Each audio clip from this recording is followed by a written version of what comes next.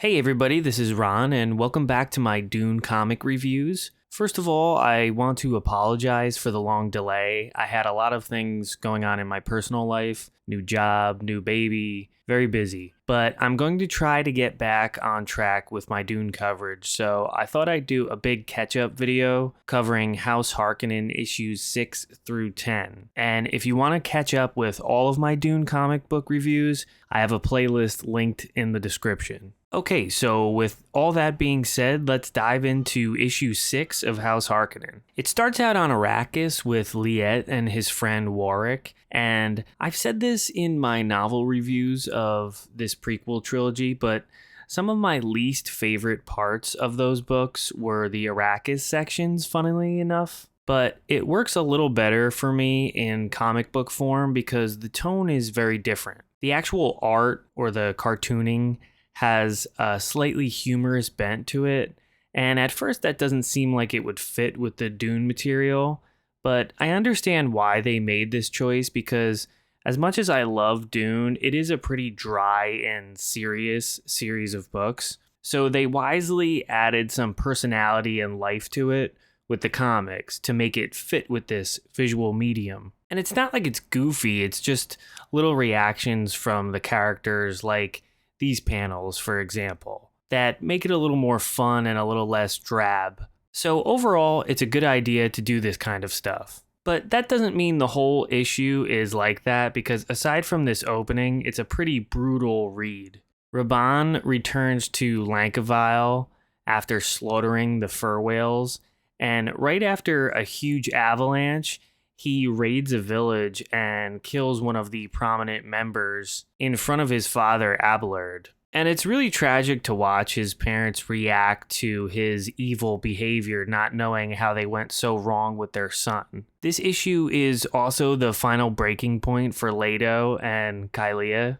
They end up getting in a huge fight, and he decides to visit Jessica out of desperation. But what I like most about this section is the narration from Jessica. She's obviously torn between her duties as a Bene Gesserit sister and her more human emotions when it comes to Leto and her feelings for him. The artist Fran Gallen does a good job with the acting here as well, which is important when drawing these scenes of people just standing around. Typically, comics should always have a lot of action and motion to them, but if you're going to have these type of dramatic scenes, you have to make it interesting visually and compelling with the acting. The most brutal and unforgiving part of this issue is when Raban gets back at Gurney for attacking him in the slave pit by killing his parents and then bringing his sister Beth in and making Gurney watch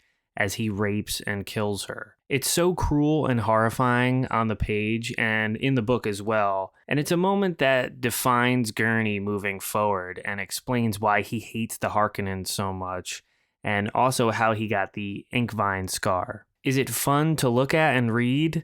No, but I'm glad the creators don't shy away from what happens in the book. I'll also shout out the coloring here in the exterior slave pit shot. I like the dark purple hues added in, and every location in this book has a very different vibe, which keeps things interesting. The worm that Liet rides in this issue is really great. I love the scale of it on the page. Gallen does a great job here making it look massive and otherworldly with all of the teeth. Warwick and Liet are competing for the love of Ferula, and she tells them that the first person who finds her can marry her. And to me, this is the epitome of filler material.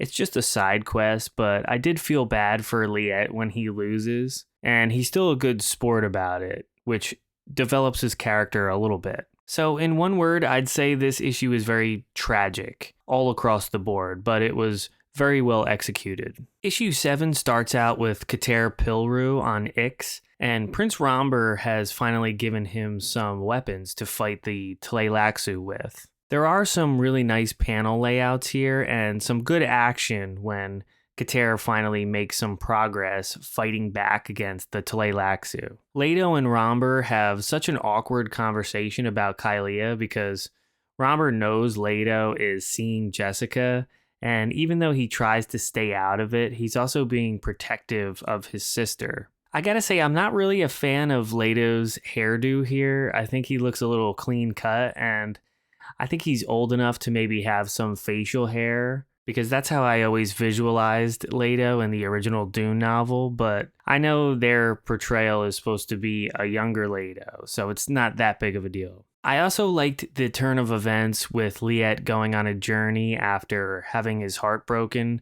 and meeting up with Dominic Vernius and his smugglers. And I also like this part of the novel as well. It gives his story an epic feel because he's eventually going to change locations when they travel to Seleucus Secundus. Once again, I'm really liking the color choice for the Gideon Prime sections, and it's very satisfying to see Gurney escape. So now some of the characters who previously had nothing to do with each other are slowly coming together.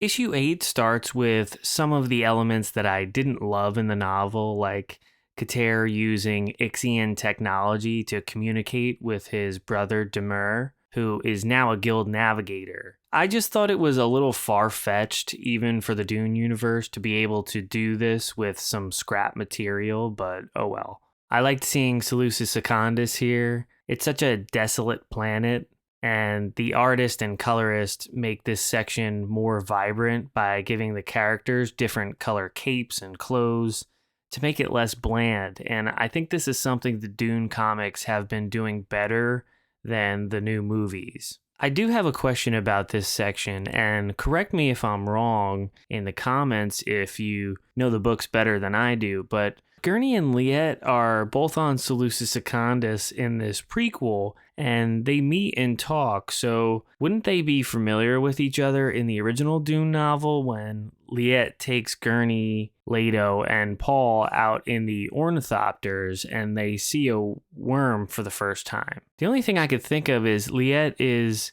introduced with a different name in this, so that might be a way to retcon this. This whole issue really is the best looking one yet, in my opinion, though. I loved seeing the council on Kaitane. I thought everyone's outfits were great, and I also really liked the way the Gideon Prime parts looked as well. The Baron looks menacing, and the colors are great as always, so yeah, these sections really help immerse me in this world. I'm really digging the different color palettes for each specific section. This issue also has the best part of Duncan Idaho's training on Ginaz, covering his final test, and this lends itself to the comic book medium very well because it's very exciting and action-packed. Poor Abelard and his wife cannot catch a break because as soon as they are starting fresh with a new baby, Raban shows back up to take him away, and this is how Fade Ratha came to be under the Baron's wing, which is really heartbreaking knowing the future of that character from the original book. If he just stayed on Lankavile, he would have been brought up right, but instead he was kidnapped by the Harkonnens, and we all know what happened after that, so it's really tragic. And then if that wasn't bad enough, this issue throws another horrible disaster in at the end with Liet and his friend Warwick getting stuck in a sandstorm, and Warwick gets most of his flesh torn off.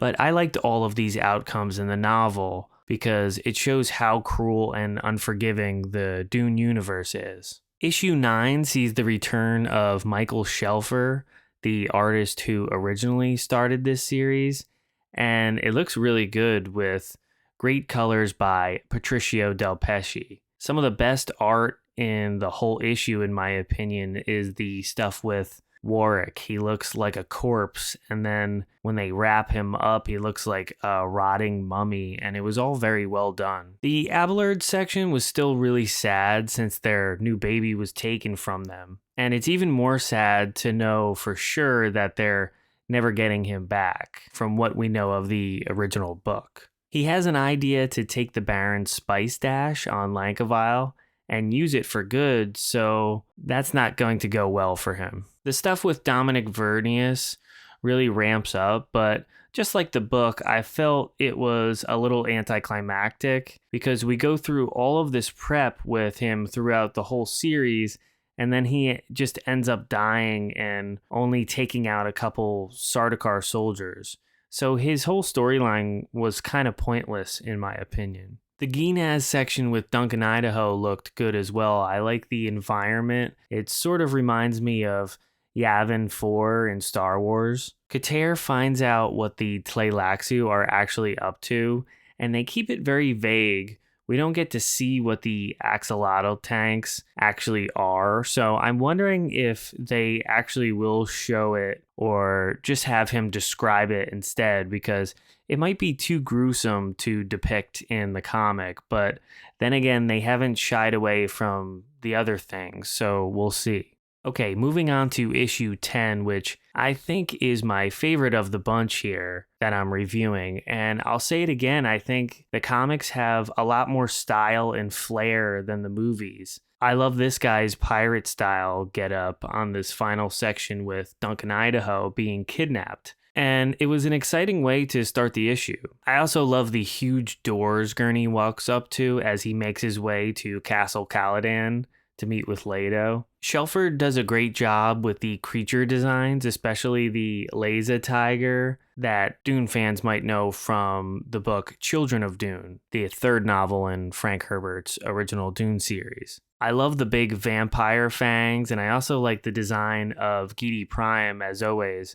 And I'm impressed that they kept the original design concepts with the buildings having that red line going through, almost like lava. And that goes back all the way to the first series, House Atreides. So it's nice to see that attention to detail. I don't know if we're supposed to feel sorry for Kylia at this point in the novel and the comic, but she is very annoying and mentally unstable because she tries to orchestrate Leto's demise by planting bombs in his sky clipper. What she doesn't know is that her son Victor goes with his father at the last minute and the explosion kills him. It's really sad and well executed in the books and the comic, but as I said in my book review of this story, it's strange to think that Leto had a son before Paul. I guess Brian Herbert and Kevin J. Anderson wanted to bring some tragedy to Leto's backstory, but it is weird to wrap my head around when I think of the original novel. Okay, so those are my reviews of issues 6 through 10,